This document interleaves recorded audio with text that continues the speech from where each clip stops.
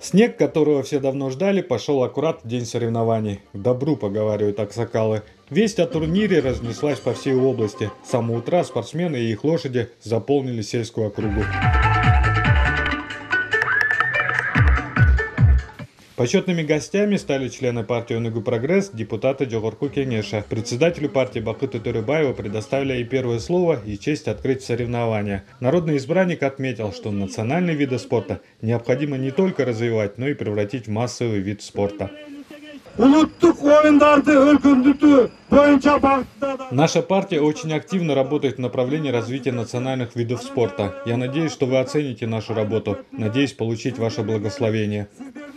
Сама игра захватила всех участников, в том числе и депутатов Жогорку Кеңеша. Мирлан Бакиров и сам не прочь показать свое мастерство.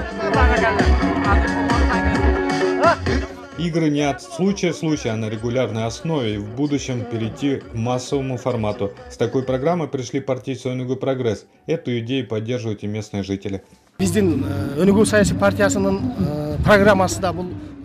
Это мероприятие проходит по инициативе председателя партии «Өнігу Прогресс» Бакыты Эргешевича Төребаева для жителей Баткенской области и не только для них. Здесь собрались улахчи и из Ожской области, и из Жалабатской, есть и из Таджикистана. Это великолепный праздник для нас. Душа отдыхает. Организаторам большое спасибо. Передать следующим поколениям традиции нашего народа. Мирлан Бакиров высказал не только свое мнение, но и позицию всей партии.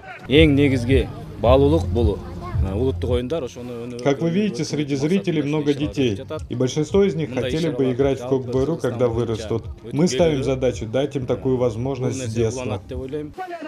На радость победителям и внушительные призы от теленка до верблюда. Зрители же, видать, соскучились по кокбойру. Еще долго после окончания они все обсуждали перипетии прошедшей игры.